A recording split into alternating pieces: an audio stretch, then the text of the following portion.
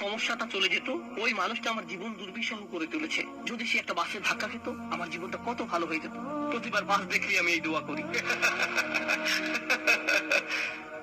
আমরা সব সময় নিজেদেরকে কথা বলে বুঝাই, যদি অমুক মানুষটি বা অমুক সমস্যাটি জীবন থেকে চলে যেত, তাহলে জীবন কত সুন্দর হয়ে যেত। অথবা যদি অমুক দুঃখটি দূর হয়ে যেত, তাহলে সবকিছু পারফেক্ট হয়ে যেত। যদি মানুষের পরিবর্তন হতো, যদি পরিস্থিতির পরিবর্তন হতো, যদি পরিবেশের পরিবর্তন হতো, আমরা এভাবে ভাবতে থাকি সবকিছুর পরিবর্তন হলে জীবন সুন্দর হয়ে যেত, তাহলে আমাকে আর দুর্বল থাকতে হতো না। আমরা ভোগের উপর ভোগ করতে থাকি, আর এতে পুরোপুরি আচ্ছন্ন হয়ে পড়ি। আর আল্লাহ আজ্জা জাল্লা বর্ণনা করছেন, জানো তুমি কত দুর্বল? তুমি একটি মাছির চেয়েও দুর্বল। দুআফাত তালিব ওয়াল মাতলুব।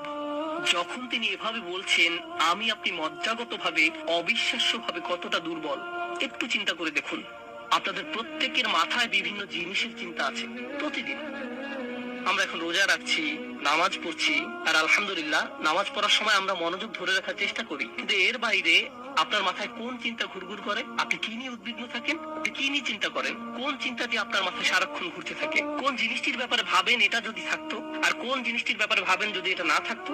কারোর জন্য অসুস্থতা, কারোর জন্য ডিপ্রেশন, কারোর জন্য দুঃখ, কারোর জন্য হয়তো কোনো ব্যক্তি। কেউ কেউ ভাবেন যদি ওই মানুষটা আমার ব্যাপারে খুশি হতো। তারা অন্য একজনকে খুশি করার চিন্তায় মশগুল থাকেন। যদি আমার বাবা আমার উপর খুশি থাকতেন, তাহলে আমি সুখী হতাম। কিন্তু আপনার বাবাও তো একজন মানুষ।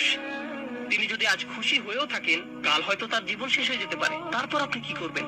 এরপর আপনি কোথায় দাঁড়াবেন? সুতরাং আমি আর আপনি এভাবে এসব জিনিসের পেছনে ছুটতে থাকি। আর এর পরের আয়াতে আল্লাহ আজ্জা ওয়া জাল্লা বলেন, মা কদারুল্লাহ হাক্কা কদরিহি।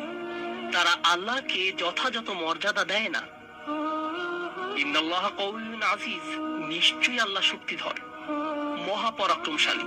তুমি দুর্বল, কিন্তু আল্লাহ সর্বশক্তিমান। তিনি আরো বলেন, তোমরা আল্লাহকে যথাযথ মর্যাদা প্রদান করোনি।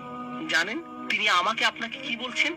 তিনি বলছেন, তোমরা বিভিন্ন জিনিসের পেছনে ছুটবে, তোমরা বিভিন্ন মানুষের পেছনে ছুটবে, তোমরা এই দুনিয়ার যত কিছুর পেছনে ছুটো না কেন, এর প্রতিটি জিনিসের একদিন সমাপ্তি হবে। এর প্রতিটি জিনিস দুর্বল। এই কারণে তুমিও দুর্বল হয়ে পড়েছ। এই জন্য তুমি বারবার দুঃখ ভারাক্রান্ত হয়ে পড়ছো। ফলশ্রুতিতে তুমি বারবার ক্ষতির সম্মুখীন হচ্ছ। কিন্তু শেষবারের মতো যখন তুমি এই সিদ্ধান্ত গ্রহণ করবে, তোমার যত চাওয়া পাওয়া আছে তার মাঝে সবচেয়ে বড় চাওয়া পাওয়া হলো তোমার মালিককে খুশি করা। যখন তুমি সবকিছুর উপরে আল্লাহর সন্তুষ্টিকে প্রাধান্য দাও, যখন তুমি সত্যিকার অর্থে তোমার অন্তর থেকে এটা করতে পারবে, একমাত্র তখনই, যেহেতু তিনি শক্তিধর।